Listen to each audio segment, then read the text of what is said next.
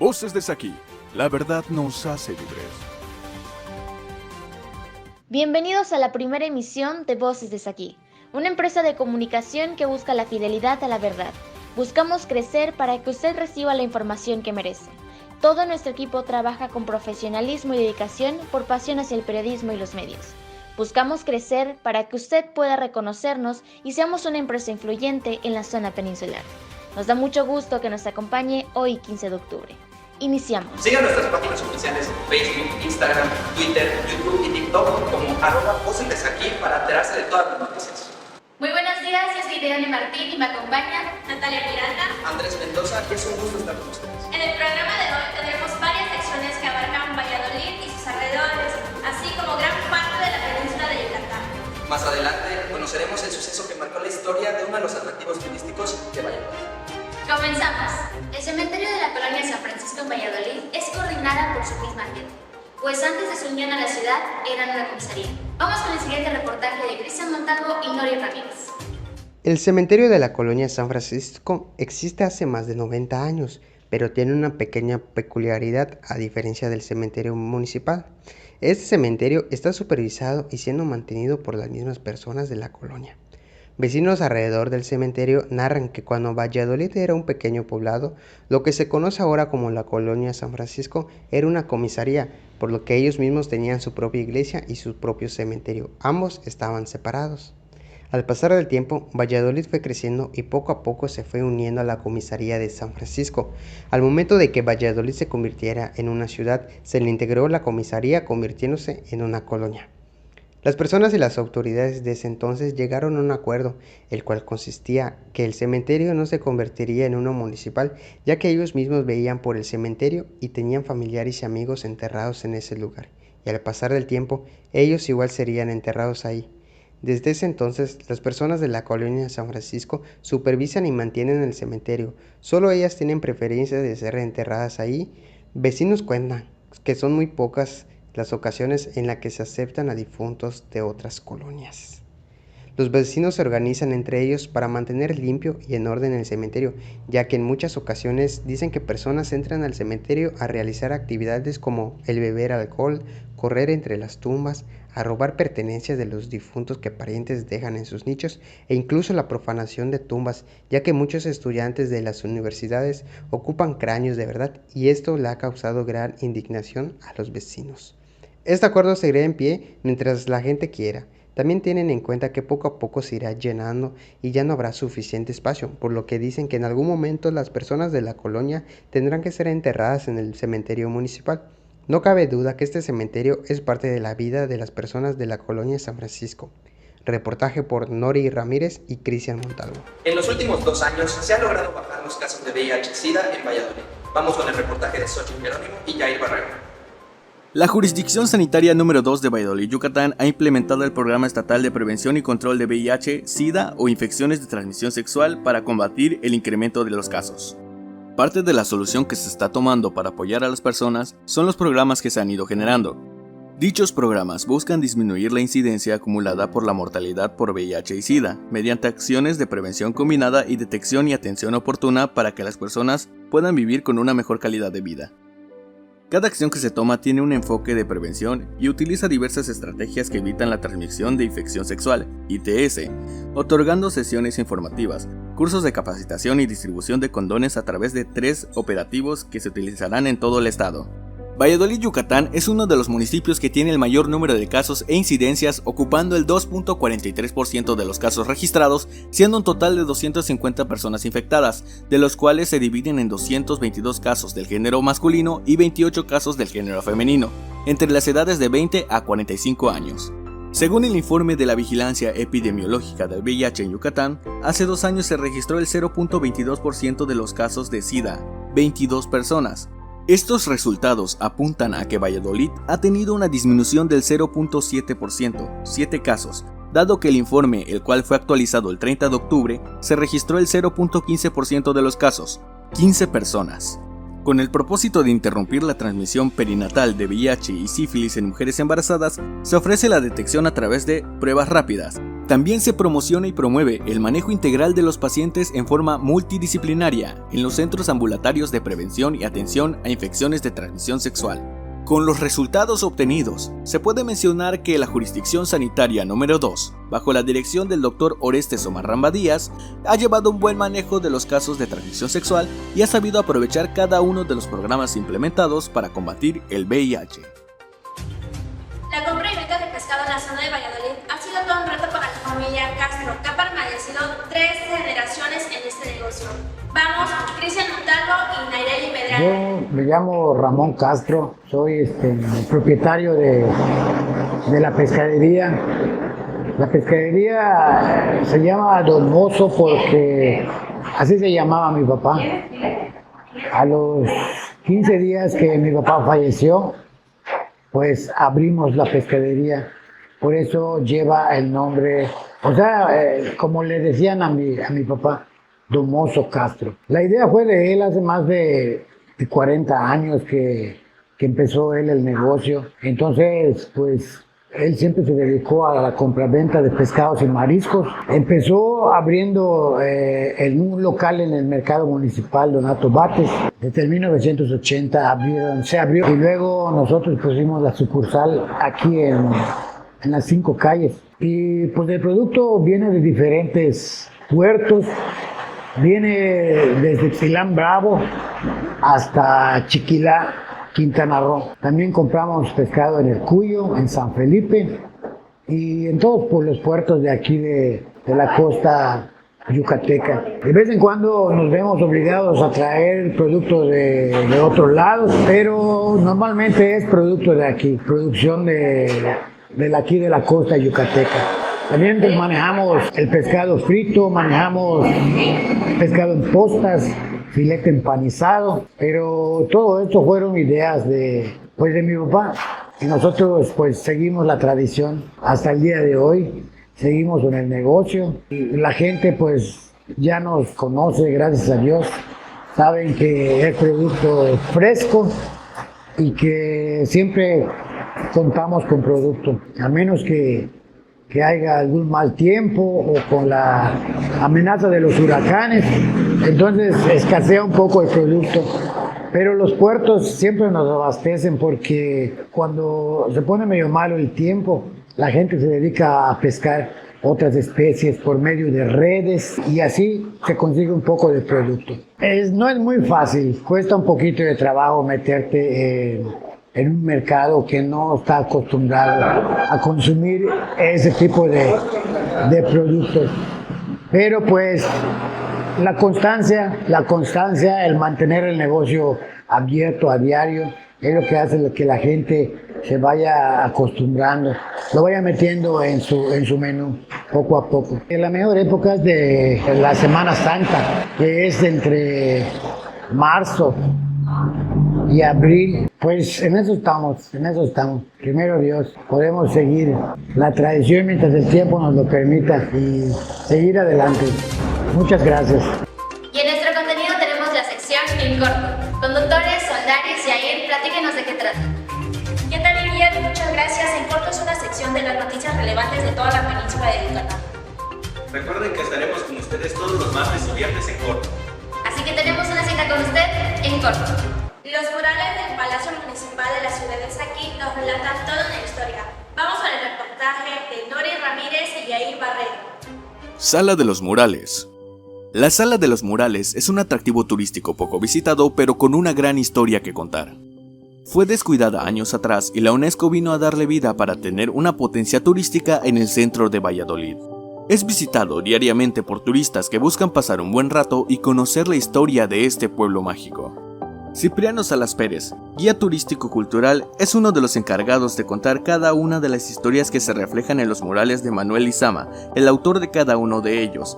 Lizama, en cada una de sus obras, plasma momentos importantes en la historia de Yucatán, desde su numeración, creaciones, dioses, hasta la conquista y levantamiento en armas contra los españoles y Porfirio Díaz.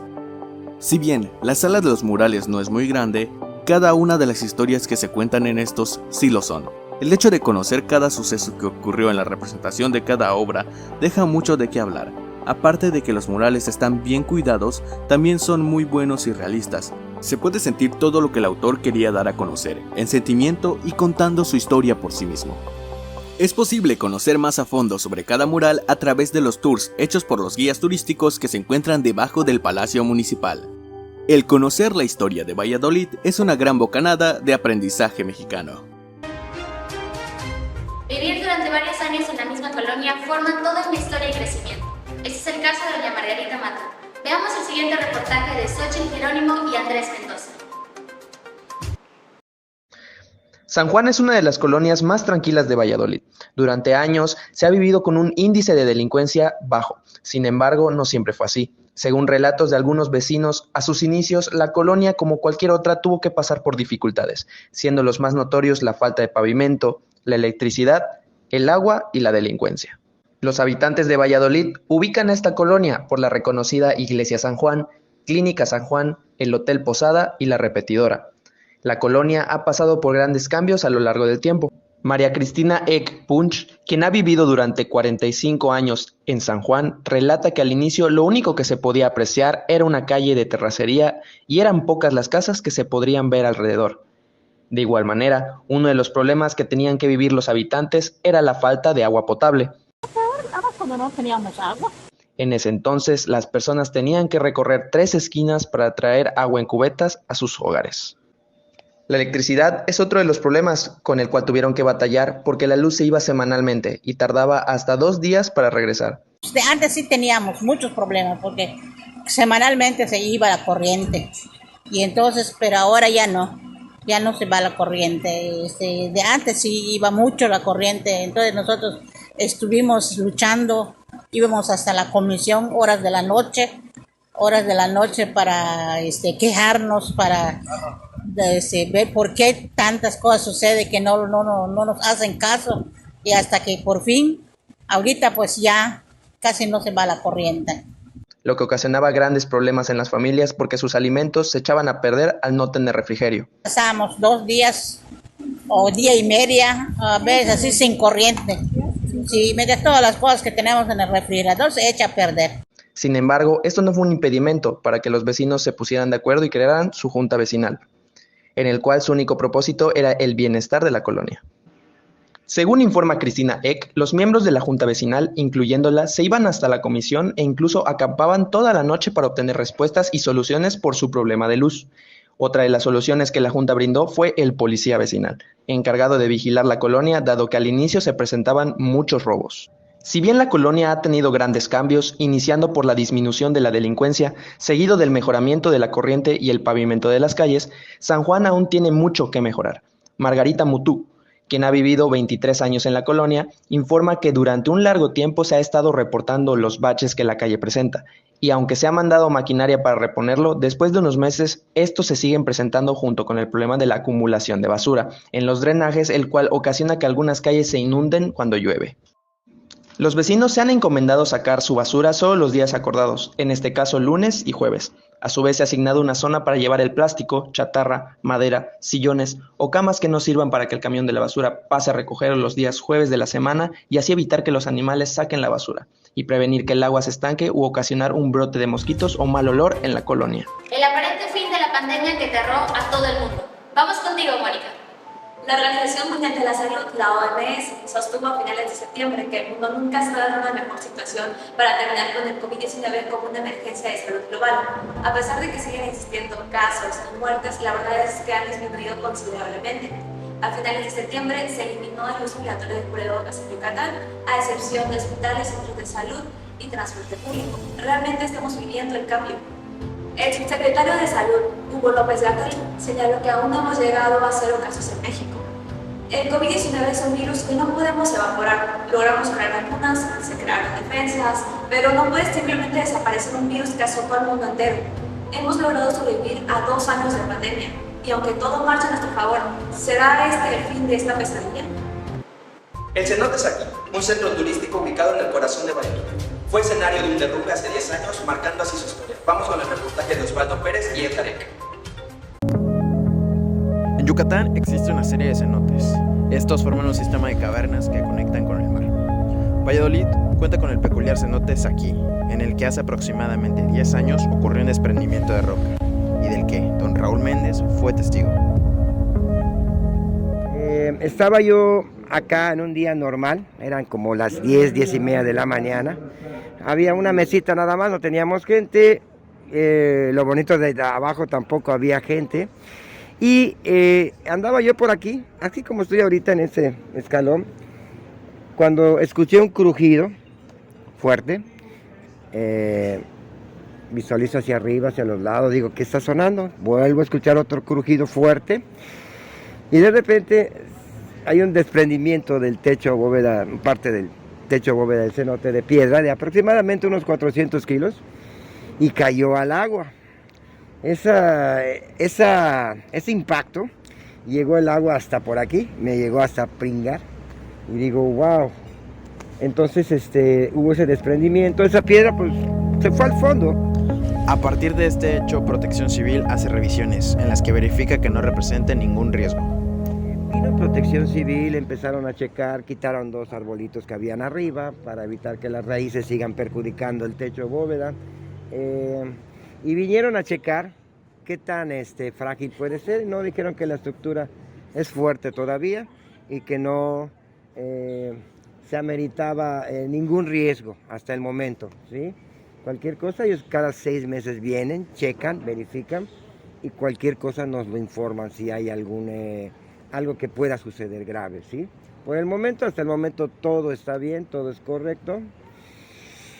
Nada más cabe mencionar, ¿sí?, que hay una obra, en esta obra federal, como pueden ver, allá arriba, hicieron unos cimientos.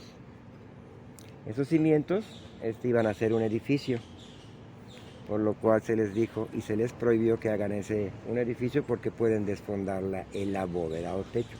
Fue suspendida esa pequeña obra. Camarógrafo Edgar Eck, reportero Osvaldo Pérez. Voces desde aquí. El Duende Parlero, un caso paranormal durante la colonia olvidado en un acrílico a un costado del parque principal, por Natalia Miranda y Andrés Mendoza.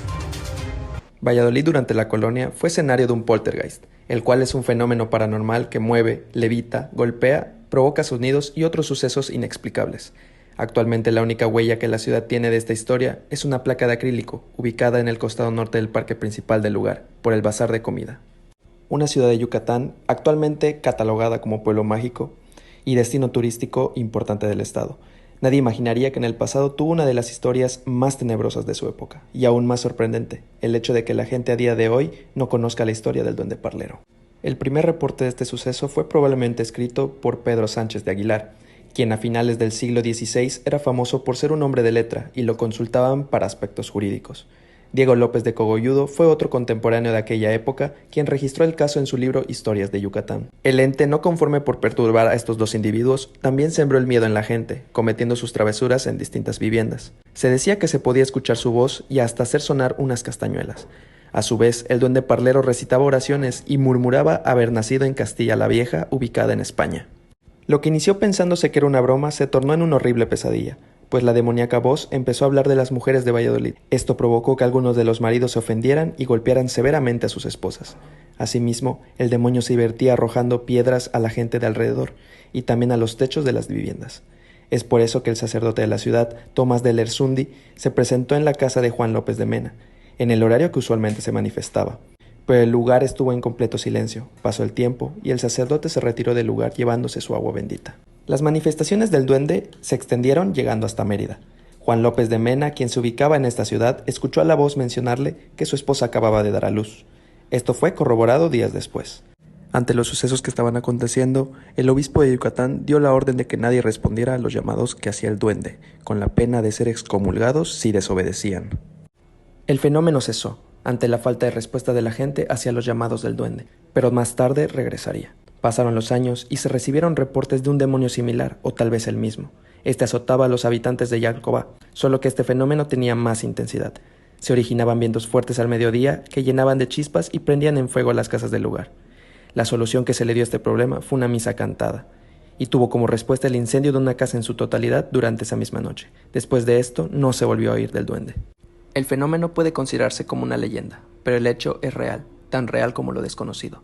Así que cuando camine por ese rincón de Saki, esté alerta, pues la puerta al inframundo podría abrirse de nuevo y así desatar nuevamente al duende parlero.